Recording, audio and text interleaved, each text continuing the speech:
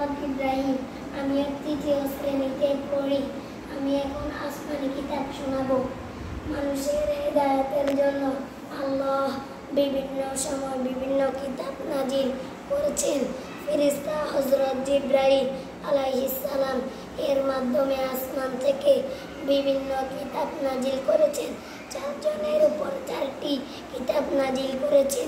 এগুলো আসমানি কিতাব, কেননা আল্লাহ এগুলো হযরত জিবরাইল আলাইহিস সালাম এর মাধ্যমে আসমান থেকে নাজিল করেছেন।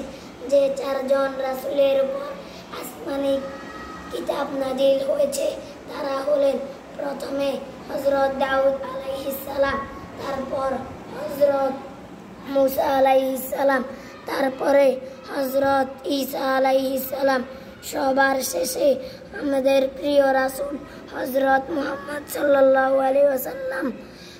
যাদের উপর আসমানি কিতাব নাজিল হয়েছে তাদের নবী ও বলে রাসূল ও বলে তারা আল্লাহর নবী এবং আল্লাহর রাসূল।